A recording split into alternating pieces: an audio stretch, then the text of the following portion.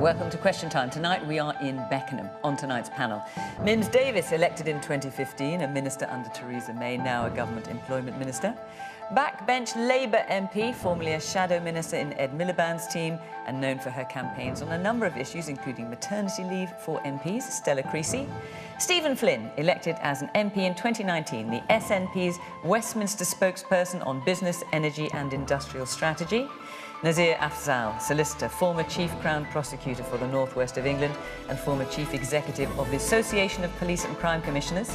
And Canadian clinical psychologist and writer, author of the best-selling 12 Rules for Life, An Antidote to Chaos, Jordan Peterson.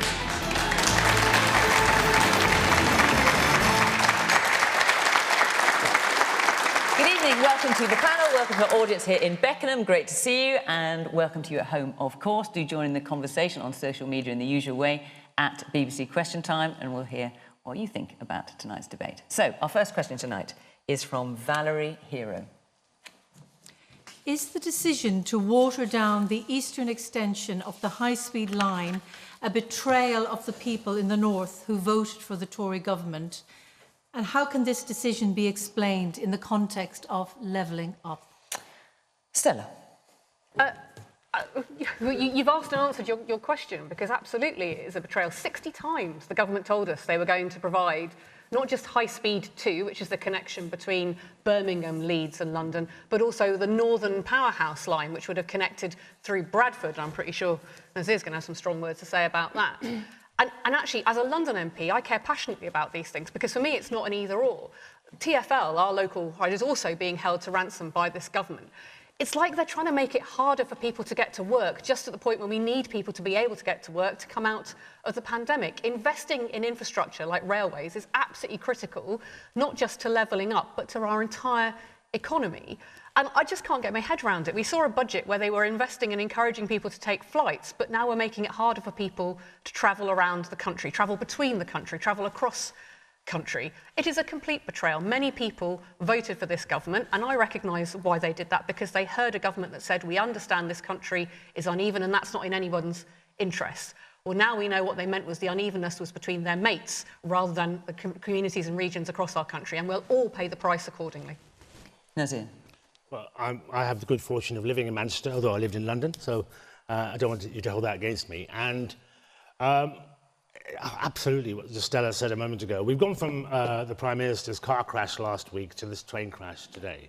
The reality is that, you know, whenever I get on a train in the north of England, travelling between Manchester and Leeds, for example, I'm always humming Thomas the Tank Engine.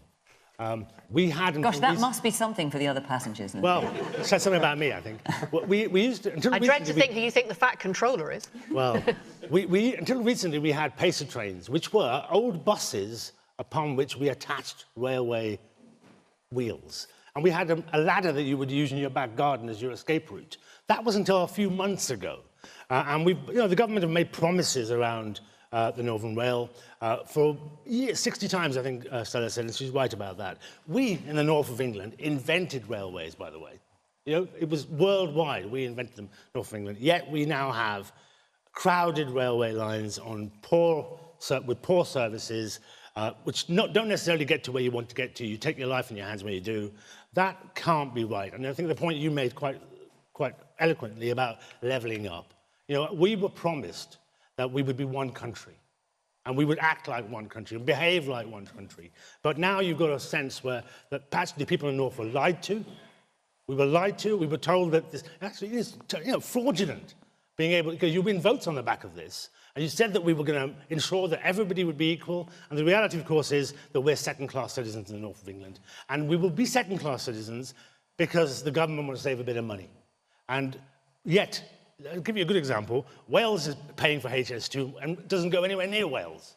The reality is that we're paying for HS2 in the north of England, and we're getting none of the benefits. And it's not just about high speed, by the way, wrongly named. It's about capacity, freight. It's about getting all the, you know, everything that you think we need to ensure that businesses and communities flourish. And I'm really disappointed that we are where we are. You know, we have a train service in the 19th century when we should be having one for the 21st century. Man here in the pink t-shirt.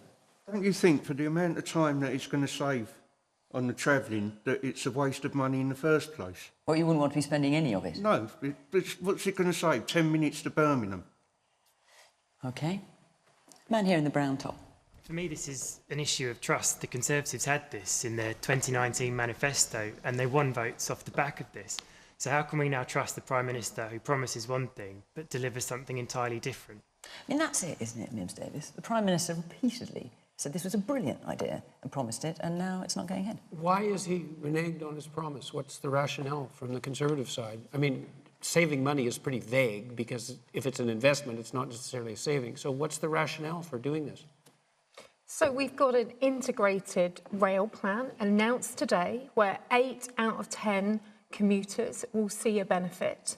It's not going to be just city to city. Most people, and as the Employment Minister, need to be getting from towns into cities. It's not just about that city to city route. So what you're going to see is yes, that capacity. You're going to see the benefits to more people quicker and sooner. So the electrification will start before Christmas. For example, London to Nottingham will be 26 minutes quicker. And it's £96 billion of rail investment. This is levelling up. It is important. And when I talk to people... But why did the Prime Minister... I mean, the question is about what was promised. Why did if it's such a great idea now, why did the Prime Minister promise something else as recently as February? So nearly £100 billion. No, but that's the question. That's massive money. Why did he promise something else and now do something different? So that's massive money that everybody in this audience is paying for. And absolutely, it's got to have value for money. And we've got to look at it in the COVID context. So it's because it's too expensive, that's the answer. And where we haven't been able to proceed things, we're not just scrapping it, we're looking at other alternatives. So, for example, in Leeds, in DWP, we have our second HQ in Leeds. They'll be looking at a different type of transport network within the city itself. But as Employment Minister, one of the biggest frustrations that we have from our claimants is people who live in towns and villages near cities or near bigger towns wanting to get into work. What, like they don't necessarily want to go between Manchester to Leeds to work. They want to be able to go in from Leeds or in from the areas of Leeds into that area. So we are unlocking that with those 8 to 10 journeys, which will be better. Also, that electronic ticketing, I don't have it in my patch. I'd be really delighted with that. All right. The man there in the blue shirt, yes. You, sir. Thank you very much. The issue is not just the Elizabeth line, but then not the HS2, but we have also Elizabeth line, which is already nearly 2 years. You're talking about Crossrail, I think. Yeah, the Crossrail. In London, yes, that's right. Yeah, which is coming across. So I think the government is failing in many areas of transport, not just the HS2, but Elizabeth line as well, the Crossrail. OK. Let's hear from the woman here with the hand up in the middle, yeah. I grew up in France in the 1970s when the TGV was launched, so I'm afraid England is about 50 years behind times. Right, well, that's put us in our place, absolutely. Yes, and you asked the question. What do you think about what you're hearing so far? Well, I think quite simply the whole debacle can be explained in terms of just breaking a promise, I mean, quite simply.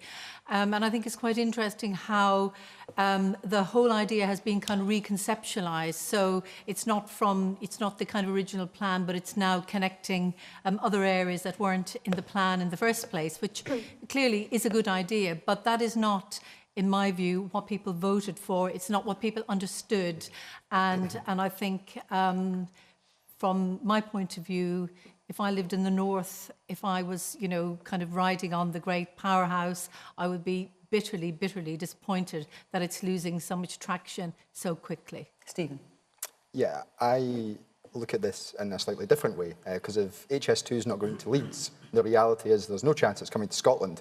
And I have to say, I would be surprised if anyone was actually surprised at this announcement, because what we've seen over the course of the last 6 months or so from the Prime Minister is a litany of broken promises, be that in relation to, of course, the pensions triple lock, the international development aid commitments, the promise not to raise taxes. If we look a little bit further to my part of the world, the promise to deliver carbon capture and underground storage, or if we look at his past and his clear record in relation to broken promises. Well, if we're looking at your patch and broken promises, I mean, the SNP in 2015 promised Arran and the Western Isles 2 new ferries by 2018.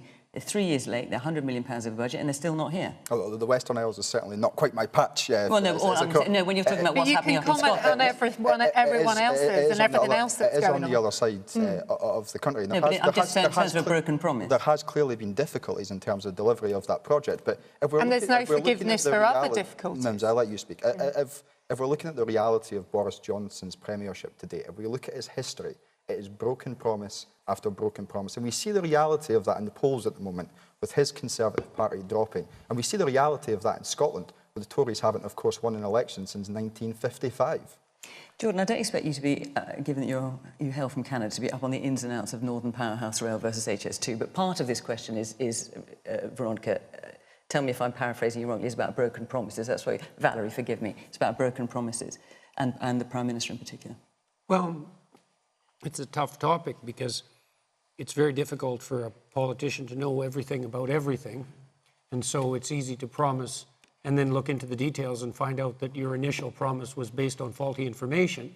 Now, it's also the case that politicians rely far too much, in my opinion, on evanescent opinion polls to decide what they're going to talk about. And I think that's essentially unforgivable. That's happening in Canada in a manner that's absolutely despicable in my way of thinking. But the problem with breaking promises, if they're actually broken, especially if they're manipulative to begin with, is that you undermine trust in public institutions. And there's really nothing worse that you can do as a politician than that, because trust makes everything work and distrust makes nothing work.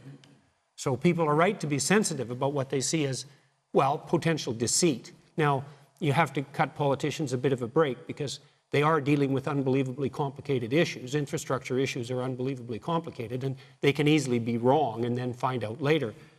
That's probably what they should say, though, right? Is, I had this policy. It was kind of stupid because I didn't know everything I should. My apologies for that. We think we have a better plan now. To be straight with people like that. My experience with people is they're very forgiving if you forthrightly admit an error. And that's what people have said today. This is the speediest way of levelling up in the north. 8 out of 10 journeys. No, but hang on, Jordan, so why do you have a messaging problem then? This is a genuine question. I'm not accusing you. We have a messaging problem because it's difficult. We've had COVID, we've had financing and changing, moving parts. But the reality here... But the Prime Minister promised this during COVID back in February. And the reality, this is an integrated travel plan which works with the way that people live and work. And as I say, connecting city to city and just ignoring what people need day to day to get to work is really important to look at. People like me and Stephen to be crossing you. We're opposition politicians. But in the Parliament today, Tory MP after Tory MP, especially those MPs in those northern seats, got up and they were absolutely furious. The member for Keighley, the member for Thirsk and Moulton, the Transport Select Chair, because they all felt they'd gone out there, they'd made the argument to their communities that that's what they were going to fight for, and they were left absolutely red-faced. So fine, we're opposition politicians. You expect us to challenge the government. But when your own backbenchers, and the thing is, Mims, you've come on today and you've tried to say, no, this is great. Be honest with people. Say you got the sums wrong. Say you found the money for a royal yacht, but you can't find the money to make Bradford the economic powerhouse that it could be. And, Mims, and then I'm going to move on. It's the worst of both worlds. It's what people accuse us all of doing, of trying to spin them. And when your own people are saying, actually, I am embarrassed, I am furious, it isn't just a messaging problem, Jordan. It's a problem that you've got. I think the reality here is looking at what you can feasibly deliver, and we haven't ruled things out. We've just ruled in quicker what we can do. So the electrification of the Midlands main line will start before Christmas. That was due to happen in the 40s. That's a blooming long time away. If you're like me, a commuter who stands on the side of the train track and needs more sooner, this is what that integrated travel plan delivers. And ultimately, government also has to be pragmatic, and it has to work with disappointed backbench MPs. Sadly to say, that does happen, and we have to work with them and completely leave things that are deliverable in the future on the table, which is what we've said today. OK, I'm going to move on. I just want to tell you before I do that next week we will be in Cardiff. The week after that, we're in Weston-super-Mare with the former dragon Theo Paphitis. And if you live in or around either Cardiff or Weston-super-Mare and you'd like to be in the audience, why wouldn't you? Do come along, come and join us, and you can apply in the usual way on the Question Time website and follow the instructions there. Right, let's take another question from Charles Cacaniera. Charles, where are you? Ah, there you are. How will the Home Secretary control the current immigration crisis, given that she perceives the asylum process as a merry-go-round? Right, and of course the Home Secretary, Priti Patel, was talking in response, in particular, she's complained about the asylum process before, but the Liverpool bomber, Ahmad al-Swayalmin, applied for asylum several times. His latest asylum was made in January 2021, and it was still under review. Nazir, do you want to kick us off on this? Yeah, absolutely. Firstly, can I pay tribute to the taxi driver in Liverpool? He saved enormous numbers of lives.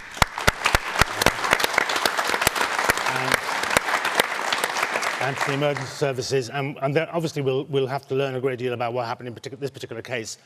Your question really is about whether or not we should blame asylum seekers or immigrants for what that man did. I've prosecuted terrorists. I've never blamed a whole community or a whole faith or a whole city for what one criminal or two criminals I don't think that is the question, Nazir. I think the question is Charles, tell me if I'm wrong, but if your question is, how will the Home Secretary control the current immigration crisis? I'm coming to that, absolutely. Well, we apparently took back control a couple of years ago. And as a result of that, what we've done is we've lost the ability to send people back to the European Union. That was something we had when we were part of the European Union. So that's Do you want to explain how we've lost that? There was an arrangement within the EU which said that if somebody arrives from another country, you can send them back to the EU. That was to try and level up the immigration that was happening, or asylum seekers that were happening throughout Europe. We've lost that ability to do that. Your bigger issue about the merry-go-round, because the Home Secretary actually said that lawyers are to blame. Now, I'm a lawyer, and I often blame lawyers, but this time I'm not going to blame them. What lawyers are doing is enforcing the rule of law. That's the most important thing in a democracy. And what they're saying is that if the government comply with the law in relation to a particular asylum seeker or whomever, that person can either be deported or given some kind of residence, whatever it may be. You cannot go around blaming lawyers for the fact that your laws are perhaps not up to date. You've been in power 11 years, Mims, so you can't keep saying that the laws are something wrong with the laws. And additionally, you can't say that lawyers are simply exploiting the system. All they're doing is providing services and supplies to the most vulnerable in our society. You need them, we all need them at some point in our lives. And it's important to recognise that. And in fact, when the Home Secretary criticised lawyers, as she did a few months ago on the same issue, there was suddenly an attack in North London on a law firm, which meant that people were being provoked to violence against lawyers for lawyers simply doing their job. As I said, I often criticise lawyers for what they're doing. In this particular situation, all they're doing is providing support, advice, guidance, and the government lose these appeals, which tells you there's something wrong with the way they apply the rules, not the fact that the lawyers are doing their job. Jordan. Yeah, well, it's a mistake in my estimation, speaking as a psychologist, to politicize such events too rapidly. I mean, this man targeted a woman's hospital. You have to have a lot of... I mean, that's where he ended up. We don't actually know at the moment whether that was his target or whether it got diverted there, but that's certainly where the explosion happened. And we should be mindful there is investigations ongoing, and we should be mindful there could be legal process, if I may. Okay, well, so I understand that that's the provisional hypothesis, but people who commit acts like that, especially when they're targeting innocent people, particularly when they're targeting innocent people who are already suffering, have a psychological tilt towards a malevolence that's so deep it's almost incomprehensible. And to phrase that in political terms primarily, I think is a mistake, partly because it doesn't specify the problem clearly enough, and it also risks the sort of entanglements that Nazir mentioned, which is the premature blaming of a political state or a group of people, a group of asylum seekers for that matter, for the actions of someone who's, to call it deranged, is barely to scratch the surface. And so the psychological explanations are more discomforting, I would say, than the political ones. And in terms of the process itself, I mean, Charles's question about is how will the Home Secretary control the current immigration crisis? That's how you're phrasing it, given that she perceives the process as a merry-go-round. You know, she talked about far too many people coming here. And you know, that's maybe. But maybe it's an excuse for this man to act out his pathological fantasies, too. And I would certainly look there first as a psychologist. OK, the woman there, yes. Do you think the Home Office has enough resource to manage this? Mims? Well, first off, I would like to, obviously, we need to be very careful. There's ongoing investigations. We don't know the motivations, and we need to allow the police and all of the people linking into this to be able to do their work and make sure that any justice is able to be served. I think we need to split I mean, no out. one's been charged at the moment, so we're not under the laws of sub judice. I know, but there is a lot of speculation, and we just have to, temper that until we know more. I think we need to be very careful about separating people who need genuine asylum, who need to be looked after and supported. I'm very proudly part of the DWP team working with Victoria Atkins, the minister responsible for the settlement of people from Afghanistan. We're weekly working on that, and that's a very proud record that we have. And do you agree with the Home Secretary that it's a merry-go-round? Well, the economic migrant issue of people coming across the Channel and actively trying to come into Britain illegally is very different. And the other point is that is actually gangmasters and people exploiting the most vulnerable people from around the globe who seem to think it's okay to then send them in small, perilous dinghies across for us to look after. And then it does throw in the question of resources and the fact that you can claim asylum in your first safe country, and that we absolutely need to be working around the globe where people are in peril and in need to keep them safe and support them that way. And the Secretary... Is it worth bringing up COP26 in that context? Climate refugee. Because it seems to me that the best long-term solution to such problems is to try to make developed countries as rich as possible. And the best way to do that is not to control their pollution output in terms of, let's call it constraints, but to help them develop the cheapest energy as they can possibly manage as fast as they possibly can. I saw very little of that sort of idea coming out of COP26. So for long-term control of population movement, the only thing to do is to raise the living standards of people in the developed countries. That's the balance you have to strike. We've got a responsibility as COP president, as bringing everyone to this really important agreement to see it delivered. But it cannot be at the expense of developing countries. It absolutely 100% will be. And I don't think we have any moral right in the West at all to do that. I can't see it. Language really matters in this debate. Now, we've heard Mims talk about economic migrants trying to cross the Channel. The overwhelming majority of individuals who are going on these dinghies are going on these dinghies because they are fleeing something. They are fleeing conflict, they are fleeing drought, they are fleeing circumstances that none of us will ever experience. And the Home Office own figures show that that is what they are doing.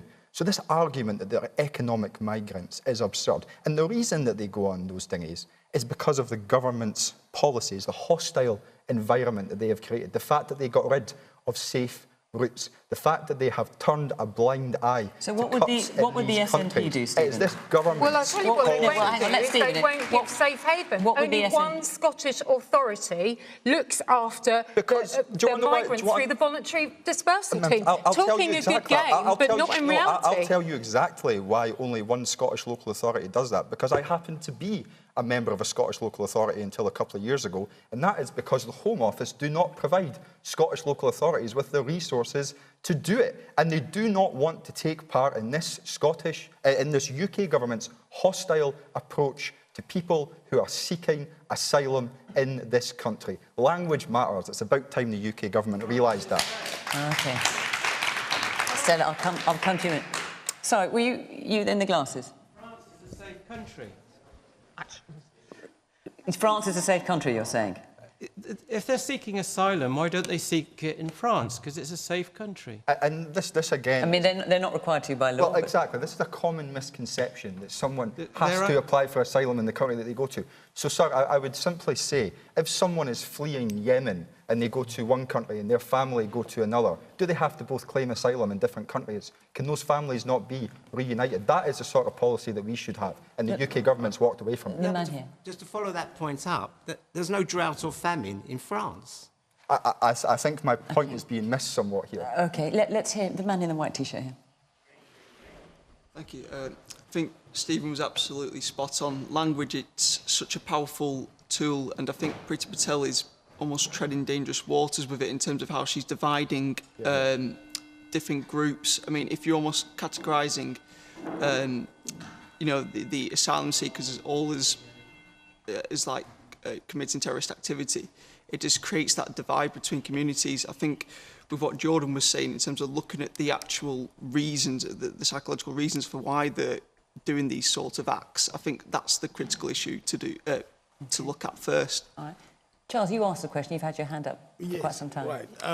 What I wanted to know is that, okay, people come in Calais in France to come over here, and if France gives them the opportunity to come over here, then that would mean that France is not really a place where they want to be. So why would they want to come over to the UK and not live in France? And secondly, people coming over in Belarus, which will eventually affect Europe, would want to come to the United Kingdom. So would that one be considered as not a safe place for them? All right. Let me hear just from the man in front of you. Yes. I just want to touch on the point about the refugee crisis and the refugees rather than the asylum seekers, because most people seek to come to this country or to other countries in Europe out of desperation, mostly from the Middle East. And I have to say that I think we have a moral, ethical responsibility towards these poor people, and very often these people are in the situation that they're in because of our misguided and ill thought out policy in the Middle East. Yep. We invaded Iraq without much thought as to what would happen afterwards. Our policy in Syria was wrong, and we have a situation where people are fleeing their countries where 10 or 15 years ago they were quite happy in their own countries. So I think we have a responsibility towards these people. Stella. I think very sadly the discussion we've had about immigration and asylum in this country for so long has been about heat, not light. Let me offer three very simple things. First and foremost, it is not illegal to claim asylum. Yep. And when you use language like genuine, when the Home Secretary starts conflating terrorism and asylum seeking, it is a very slippery path. It's not just socially divisive, it's very, very dangerous, because we undermine something I think we've all been proud of. Over the summer, when people saw what was happening in Afghanistan, we were horrified. And we as a country stood up and offered to help people. We offered to help families who were stuck with that horrific regime. So number one, asylum in itself, refugee seeking, is not an illegal thing to do. So don't talk about illegal when you don't know whether those people in those boats have a claim or not. Secondly, and I want to take on Charles's point head on, the system is dysfunctional. Because I went and looked at the figures today thinking that this discussion might happen, right? There are 125,000 outstanding asylum claims in this country at the moment. A third of those people have not had any ruling at all from this government. Only 5%, just a small fraction of them, involve an appeal, involve the cases involving the lawyers. Frankly, the problem isn't the lawyers, it is the politicians. It's the fact that we haven't invested in having this system right. And why is that, do you think? Why isn't the money devoted towards solving that problem? Well, thirdly, because we've always tried to see if we can find somebody else to blame for this. If you've ever been to the refugee camps in Calais, you'll know why people do not want to stay there, the behaviour of the French police. But you'll also know that is our border. That is a deal we did. We have to separate out immigration. Anybody who's seen the empty supermarket phrases, seeing the call for people to go and pick vegetables, seeing the shortage of nurses, knows that we need a new immigration policy in this country, whip smart. But that is separate from those people who are fleeing persecution, whether it is the Taliban, whether it is the Omaro people in Tigray, the people in Africa, the people who need our help. The point when in the 1950s we signed that charter and said, if you are under persecution, you will find safe haven with us. Everyone on this panel opposes the people who are running the boats, the horrific gangmasters. But the things this government is doing is opening up a market for them. And you're right, Jordan, I'm an MP But I don't understand if the argument you're making is that clear and that straightforward. Yeah. And this is actually costly not to do. What are the structural impediments to introducing such a policy? I think it's an incredibly not like good many question governments because I'm handle very that well. mindful. I'm very mindful, for example, that we lock up women who are victims of rape and persecution in war in a place called Yarlswood in this country, when actually it would be cheaper and more cost-effective to have community resolution for them, because the vast majority of them, quite rightly, when their legal rights are looked into, are released. Okay, well, we are spending money on a system that doesn't work, dividing our country, dividing our communities, and trying to find people to blame rather than solutions. Heat, not Mims, light. It has to change. Do you want to answer Jordan's question then? I think we are doing our best with what we have in terms of resources. I think we genuinely What do you think are, when you because look at, Mims, when you say that, hang on, stop, just for a second. When you say that, there's a ripple of laughter through the room. What do you think of that response? Well, obviously people are frustrated, and I get people writing to me in my constituency postbag every day who want to understand, exactly as Stella has said, what is the genuine needs that people have, and where is this economic migration, and where is it pure exploitation? And what Jordan's asking, what's the impediment to sorting it out? To getting a system where... I understand it's not simple. I'm not well, trying to exactly. claim that. First off, it's not simple. First off, there are reasons that people only feel that they want to come to the UK, which is, as you described earlier, that we need to make sure, and the gentleman over there said, that we need to make sure that their homelands and their lives feel safe and feel prosperous. International development aid then, is it?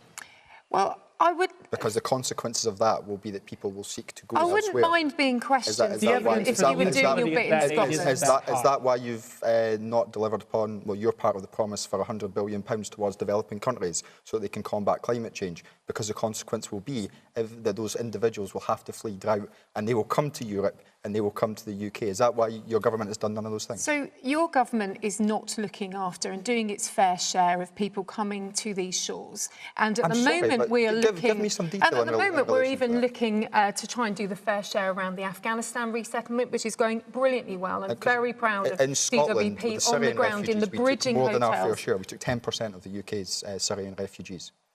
I think and that's more than Scotland.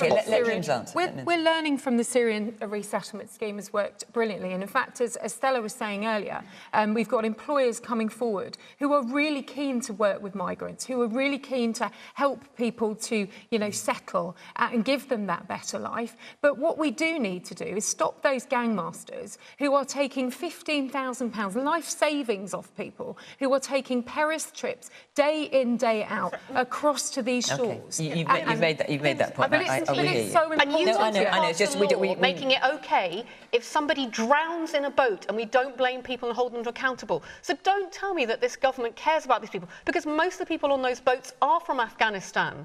So if you are trying to pass a law that means that we don't hold people to account for whether they've tried to save somebody, rather than looking at safe passage legislation, we're one of the few nations that doesn't allow families to reunite. I've got constituents who've got family members in other countries who could look after them, but we won't let them come here to be able to do that. It's more cost effective and it's more humane. It is a dysfunctional system, but at the heart of it is a disrespect for other human beings, and all of us are stained by it as a country. I don't think that's true. I'm going to move on, because otherwise we won't get round to our other topics, and we had a lot of questions in tonight. Let's take another question from Isabel Blake-James.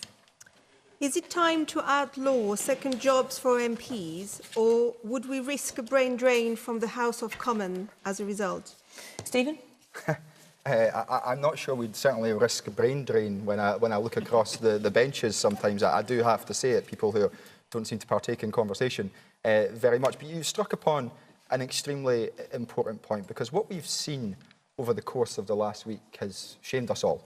We've had Conservative MP after Conservative MP being embroiled in scandals of sleaze. We had the Scottish Conservative leader who forgot to register £28,000 that he'd earned. £28,000. How many people in this room would forget about £28,000? I mean, for goodness sake. So was it shaming, Stephen, when the SNP Westminster leader, Ian Blackford, earned £300,000 since 2015? Was that shaming too? So this is an important point, and I'll address that directly. So Ian Blackford, as I'm sure all of you will be aware, was an incredibly successful individual prior to entering Parliament.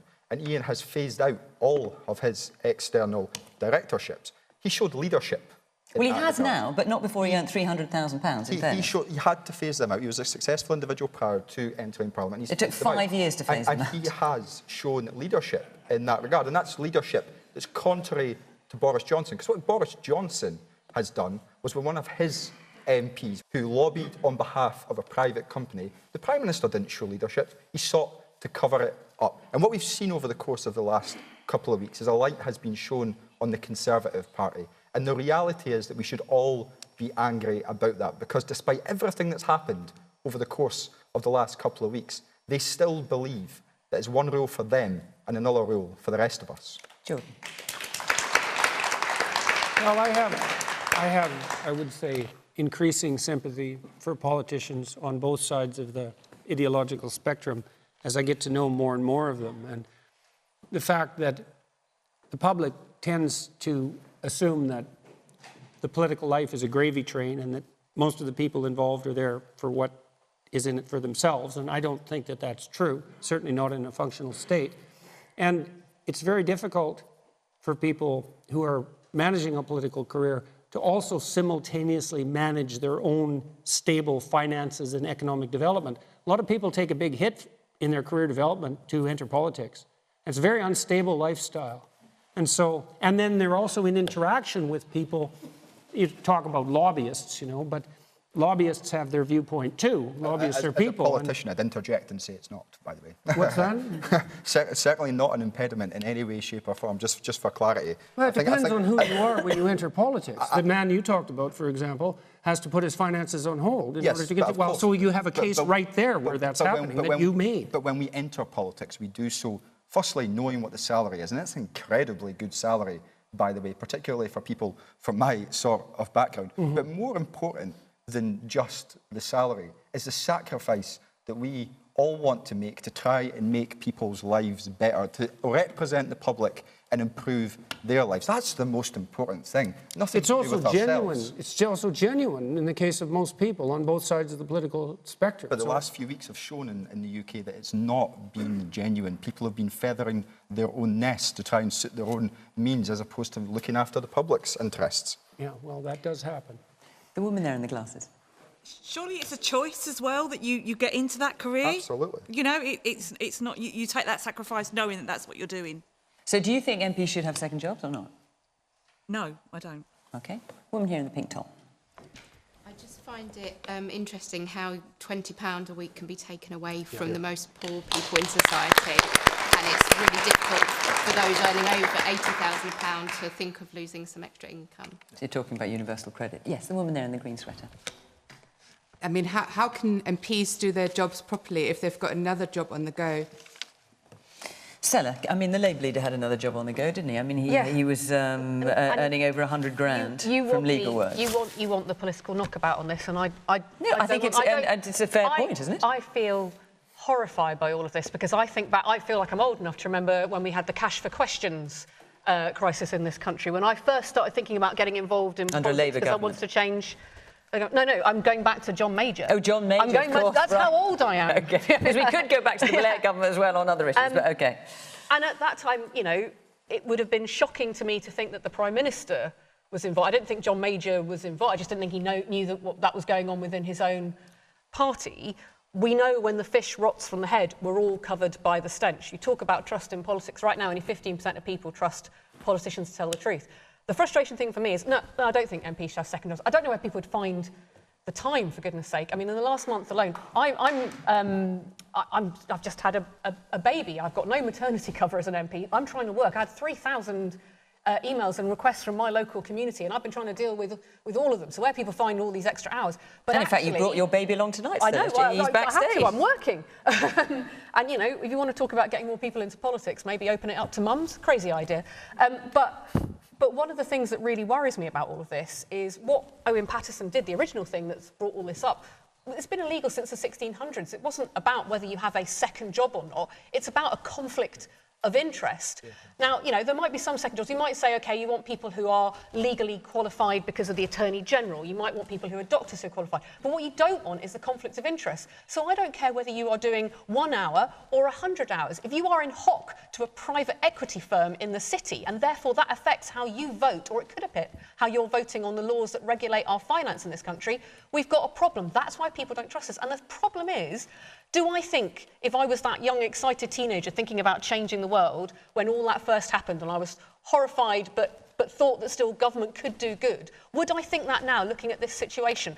That really troubles me. I don't think I would. And I think about all the voices and people who will just be put off because they think it's about money. But just to be clear, talking. you started out saying you don't think MPs should have second jobs. No. It sounds to me like you're saying if they're a doctor or a nurse, then maybe yes, they should. Which is well, the Labour position. Actually, the main thing, I think, is that we should get the government, we should get parties out of this, and we should get the Standards Committee, which is a cross-party organisation, has lay people on it, to get them to look at it and look at whether we might have exceptions. And the only reason I think about doctors and nurses is because you have to keep your professional qualifications accurate. So there's a technical thing there. I don't think there's a particular case for lawyers. Yeah, I want to be clear about that. But you know what? The government has made such a hash of this. The best thing they could do for our democracy is to get out of it and let a group of people who are experts in it and don't have that conflict of interest deal with it. Woman here in the front. I totally believe what you're saying about the conflict of interest and agree with you on that point. But I do think it matters whether they're spending 1 hour or 100 hours on a side project. Because if you're truly representing your constituents, if you're truly preparing for participation in a governmental process, then that should take the full focus of your time. Believe me, it does. Believe me. And the woman here. Yeah, just to respond to one of the points, I think the run-up to election is long enough for MPs or future MPs to get their finances in order before they enter the House. And a 5-year contract at £82,000 a year plus expenses seems a pretty stable contract to me. This is public service. This is not about the money. I don't mind them having second jobs as long as it's stacking the empty shelves in supermarkets, HGV lorries, or picking fruit, because then they'll understand the consequences of their decisions.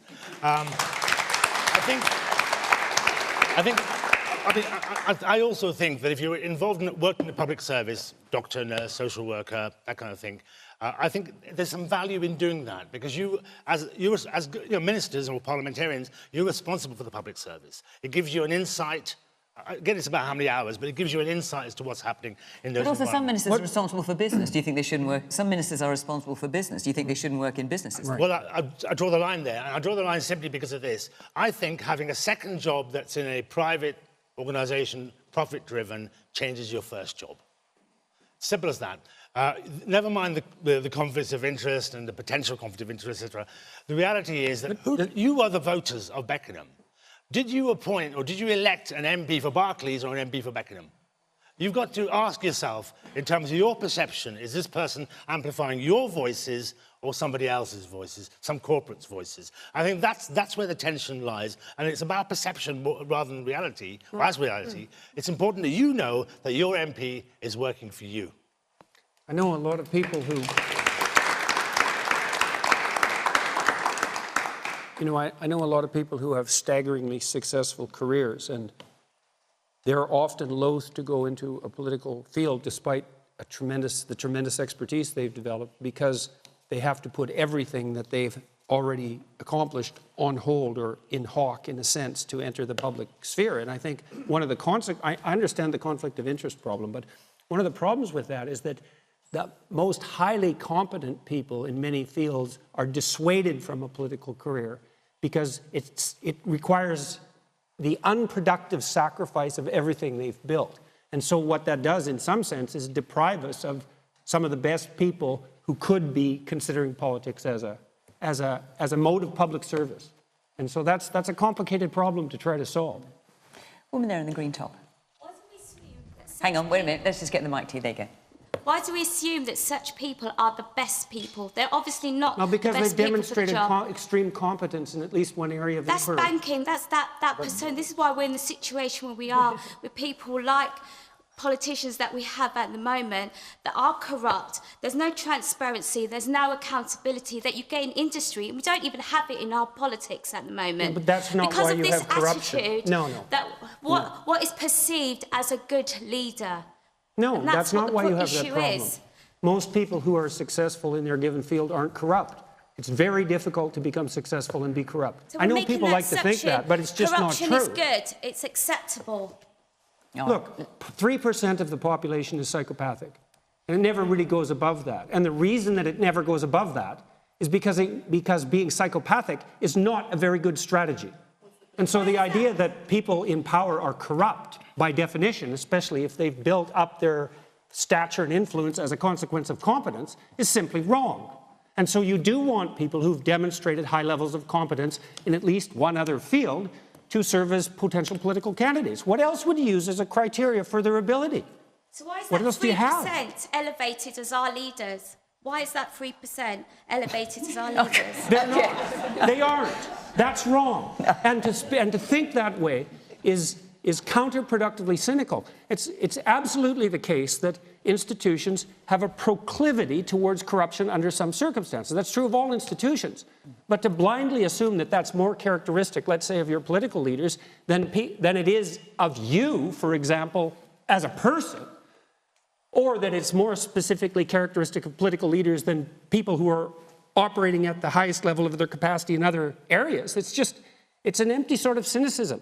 It doesn't serve people well, and it's not true of reasonable governments or countries. Well, it's simply not true. Just very briefly, if I may, just on that point in terms of corruption and political leaders, everyone will be familiar with the fact that if you happen to donate £3 million to the Conservative Party, if you happen to be a former Treasurer, then you'll so happen to end up in the House of Lords, having been appointed by the, I think, Prime Minister. So there's a level of corruption that we probably need to look at in a little bit more detail, Jordan. The man there in the blue sweater, you've had your hand up for ages. Yes. Rather than banning the second jobs, do you think if all members of Parliament were allowed to have as many extra jobs as they want, they had to be unpaid, or the proceeds had to go to charity, things would change? Well, that's a proposition, Mims. What about that? Well, I think the gentleman's right. Many MPs have other roles. They are not other jobs. So patrons of charities, trustees, they are supporting and helping matters in their community. It's the paid advocacy, the fact that you could be affecting legislation because you're paid for another job is a completely different scenario. Well, the question is about, is it time to outlaw second jobs for MPs, or would we risk a brain drain? And we had a member of the government talking yesterday morning, I think it was, saying, well, maybe they could do up to 20 hours a week, which is what, 2.5 days. So that's quite a... Let me try and answer a few points. First off, as Stella says, as a constituency MP, my casework is quadruple what I would normally expect it to be, because people have been going through a difficult time and things are tough out there. And so, as Stella says, I'm a single mum. We're busy. You're a busy mum with 2 little ones. It's hard, and we. So how do they find the time for all these jobs then? Well, I think at different points in your career with different expertise or different interests. You know, if you're particularly interested in supporting issues around children, you'll spend more time on helping with children charities and things like that. So there might be times when you go further into something because it's something you've previously been involved in, and also your own local charity, your own constituents want you to be doing more, whether it's or can be or things like that. So can I just quickly come back to a couple of points? Number one, the Standards Committee, the vote has gone through. We'll be hearing further by the end of January. It'll be going through the House, and we'll all have to make a judgment on what's acceptable, etc. Primarily, we are all here for public service, exactly as described. You know, you give up those lucrative careers or less lucrative careers. I came into politics as a woman returner. I wasn't giving up anything lucrative. I was trying to go and do the next stage of giving back after being a local councillor. On the point in terms of the universal credit support, today we laid the regulations that some of our most vulnerable people will be £1,000 better off this year because of the taper rate changes, the work allowance, which will help to fill some of those gaps and those jobs that need to be done. And we have got over 1 million vacancies in this country. We want people earning and progressing in every sphere. And it shouldn't be about the jobs that MPs are doing. It should be about the opportunities we're all having. Let's take another question from Julian. Julian Lee. With the revelations from cricket's Azim Rafiq and footballers still taking the knee, what does this say about racism as a continuing undercurrent in present-day Britain? Nazir. The brown person will answer first. Yeah. No disrespect. Nazir, so do you think that was wrong of me to come to you first? I think so. I think. Well, let's not do it then, Jordan. I don't mean that. I'm not being sarcastic at all. I mean, if that's how you feel, I respect that. Let's go to Jordan. Well, that's a fair point. I'll come to Jordan. I think the same point I made earlier applies, is that things need to be particularized rather than generalized, as a general rule, let's say. And so this cricket player was facing racism by his own account. The question is, who, when, what, exactly, because otherwise it degenerates into something like a discussion of structural racism. And when it becomes abstracted up to that level, first of all, that pits group against group, which I think is entirely counterproductive. And it actually doesn't address the issue. You know, racism is a global and vague term. Sorry, but why would you possibly do that? What did that mean? Because I said it was a global and vague term. The inverted commas as if it's not a real thing. No, that isn't what it meant. Well, what did it mean then? Explain. It meant that it's indicative of low-resolution thinking. And what I mean by that is we use all these terms frequently in discussions like this that are He was containers called of undifferentiated content. He was repeatedly called abusive terms directly linked to his ethnicity. By who?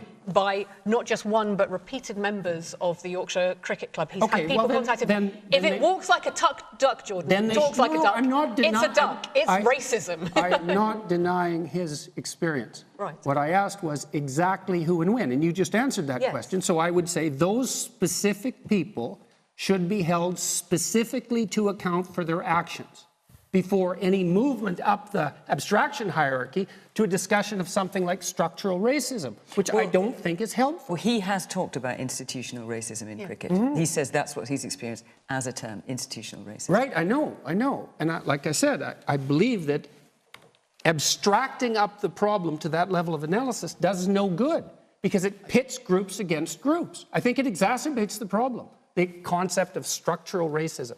It's too imprecise. It doesn't address the issue. Now, that does not mean racism does not exist. That is not what I'm saying in the least. Maybe let's do less of the hand movements and let's look at the evidence. So yes, there was. I'll try the to evidence control it in was the future. About the experience that Azim had, about multiple attempts. I think when we talk about structural racism, one of the things that really occurs to me, if I think about it in lay men and women's terms, is the bystander effect. And what is so powerful about his testimony is not just the explicit racism that he faced, it's the numbers of people who stood by and basically normalised that behaviour.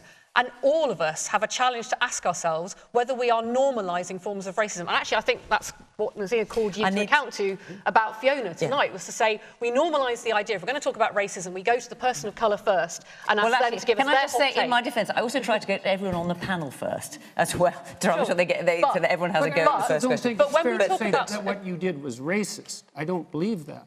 I think what you did was a mark of respect. And now, that may have been inappropriate and it may have been taken wrong, but that doesn't mean it was racist. But Jordan, and so we are going to be precise about it. Define why the concept of structural racism. And we have a problem in British society. We have a problem particularly in sport. And we also have a problem when it comes to our definitions of racism, because people tend to lump people of different minority community backgrounds together. You know, and how do you talk about structural racism? I'm going to need to bring other people in as well. But the thing for me that I think is so powerful is this concept of the bystander, is the idea of the person who may think of themselves not as a racist, who may not have joined in this poor young man being bullied in the way that he was. I need to mention Stella simply because he has talked about it himself today, Azim Rafiq, that he has apologised for anti-Semitic tweets that he put out several years ago. What I think is really powerful is how clear and compelling his apology is and how he's recognised it. All right, but bystanders are the challenge. Let's hear from our audience. Yes, the lady there in the green. So whilst we're continuing this debate, have we thought psychologically how young ethnic minority children feel right now that are trying to get into this sport in their country of birth? Right. And do you want to take that? Absolutely. Forgive me, Fiona, for no, doing what I did. A very fair point, is it? Absolutely. Brown people, black people, people from minorities are tired of having to continue to describe how much racism we experience on a daily basis. And the example you've given about the children. I've watched children in Bradford and Birmingham playing cricket in the street with a bin behind them and a stick in their hands, and they have this ambition. At some point, they'll be able to play the professional game. And now we know from what we've learned this week, a fat chance. 30% of grassroots players in this country are South Asian. 4% end up being professional players. 25% of the England team had a father or a brother or an uncle who played for England. That's not a meritocracy. What is that? Well, it might explain the results. Well, they're pretty good, actually, so I won't go that far. But the point is, what that is a rigged system based on privilege. Now, this is where, Jordan may disagree with me or not. The reality is that black people, people from minorities are experiencing it, and it's not just cricket. You know, I've been doing some research recently, Fiona. It's tennis, it's rowing, it's cycling, it's swimming. Where are the British, black, Asian elite athletes? Yes. You know, all of these industries, all of these sports have a problem with racism, which is preventing young people of colour, from minority backgrounds, pursuing their passion, because barriers are put in their way. And the barriers that were described this week, Jordan, were around people being, just excluded, events around the pub when, of course, people may not want to go to the pub, events at weekend where you might have childcare issues, those kinds of things which are in the old ways would have been called unconscious. I know you disagree with the word unconscious. The reality is that these are things that happen, but they happen for a reason. No, I disagree with the use of non-standardized and non-reliable implicit association tests to act as a diagnostic agent for unconscious racism. Yeah. So it's about the fact that we are saying to these young people that you haven't got a hope and that you cannot contribute. And the footballers you mentioned, I mean, I pay enormous tribute to our teams and the work they're doing right now, and the fact that they're recognising the impact of racism in our society with the knee every game. But remember when they missed a penalty in the Euro finals? Who got the abuse? Rashford, Sancho, Saka. What were their colour? The reality is that when we fail, we are not allowed to fail. Sadly, when people who are not like me or like some of the minorities in the community, they fail, they're given another job. Look at the number of managers that get relegated, white managers that get relegated and get another job. If you're a black manager and you fail once, that's the end of it. That is what I mean about systemic racism. It's as deep-seated in our society, and it goes beyond sport. We haven't got time to do that, but it goes beyond sport, because we're only 5 miles away from where Stephen Lawrence was murdered. 5 miles away. And that was institutional racism. And even today, you are 9 times more likely to be stopped if you're black. You're more likely to be arrested, more likely to be charged, more likely to be convicted on the same evidence as a white person if you are black. That is wrong. I'm afraid you'll have to be reasonably brief. I was the sports minister, so I'm really keen to come in on we're this. running out. Forgive me, but we are running out. I think the lady's absolutely right. If you can't see it, you can't be it. There is not enough people in the high echelons, particularly in sport, where young people can aspire to. And as the employment minister, I'm very mindful if you're a young black person, you're not going to get the employment opportunities, whether it's in cricket or anywhere else. And we've got to do something about that. And I'm very proud that when I was sports minister, we took this on and we started to unwind this and unpick this, because it is a reality that people live with. And it's not acceptable. And I agree with Stella. Let's call it out. Let's say what it is. And if we do fail as a team together, we all fail together. It's not about what colour you are, what your background is. So to give everyone a fair chance, it is time. Stephen. Yeah, just very briefly. If we don't accept that there is a structural problem, we will not fix that structural problem. So that's the first point that I want to make. I have very little interest in cricket, I'll admit. It's not a sport that's played very often in my part of the world. But I listened to the testimony in Parliament the other day, and I couldn't help but be moved by it, because it didn't matter if it was related to cricket at all. This was a young individual whose life had been turned upside down simply because of the colour of their skin. How wrong is that? And what we've seen in the summer in relation to Rashford and Sancho and Saka, so I was devastated. I wanted England to lose. I'm a big Scotland fan. But as soon as those boys missed those penalties, I was devastated because I knew what was coming. We have a problem. We need to fix it. OK. Can I ask? No, I'm really sorry. Our time is up. There's lots you want to say, so forgive me, but we're out of time. I'm really sorry. I wish we could continue this longer. We said talk after this. Thank you very much to the panel for coming this evening. To our audience here in Beckenham, thank you very much indeed. And, of course, to you at home, thank you so much for watching from Question Time in Beckenham. Bye-bye.